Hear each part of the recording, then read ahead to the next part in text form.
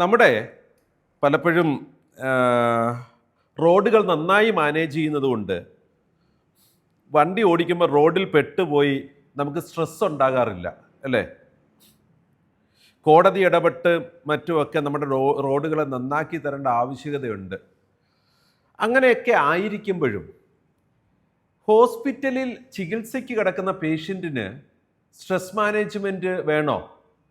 നമ്മുടെ എംപ്ലോയീസിൻ്റെ ഒരു 90% ജിമ്മിൽ പോയി അവരുടെ ആരോഗ്യം നന്നാക്കുന്നുണ്ട്. സാധാരണ ഫിസിക്കൽ എക്സസൈസ് ചെയ്യാനുള്ള മടി കൊണ്ടൊന്നുമല്ല കേട്ടോ, അവർക്ക് കൂടുതൽ ആരോഗ്യം നന്നാക്കണമെന്നുള്ള ആഗ്രഹം കൊണ്ടായിരിക്കും. സോ അതുപോലെ തന്നെ നമുക്ക് പുകവലി നിർത്തുക, മറ്റു കാര്യങ്ങളൊക്കെ കഴിഞ്ഞ ദിവസവും തന്നെ നമ്മുടെ ഒരു ടോപ്പ് മാനേജ്മെൻറ്റ് പേഴ്സൺ പറയുന്നത് കേട്ടു. ഗ്രേപ്സിൽ വന്നപ്പോൾ ആദ്യത്തെ എൻ്റെ പ്രശ്നം പുകവലി നിർത്തലായിരുന്നു. പക്ഷെ ഒറ്റ ദിവസം കൊണ്ട് ഞാൻ ആ ക്രൈറ്റീരിയ എൻ്റെ ലൈഫിൽ സക്സസ്ഫുള്ളായിട്ട് എക്സിക്യൂട്ട് ചെയ്തു എന്ന് പറയുന്നത് കേട്ടോ.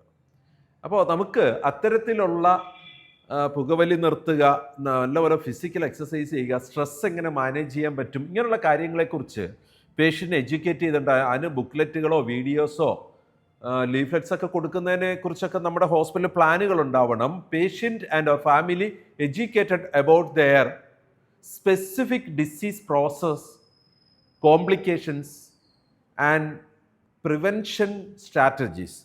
നമ്മൾ അവരുടെ ഒരു പ്രത്യേക രോഗ സാഹചര്യത്തിൽ എങ്ങനെയാണ് കൂടുതൽ നന്നായി ജീവിതത്തെ കൊണ്ടുപോകാൻ പറ്റുന്നതിനുള്ള ലൈഫ് സ്റ്റൈൽ ചേഞ്ചസ് കൊണ്ടുവരുന്നതിനുള്ള എഡ്യൂക്കേഷൻ അവർക്ക് കൊടുക്കണം.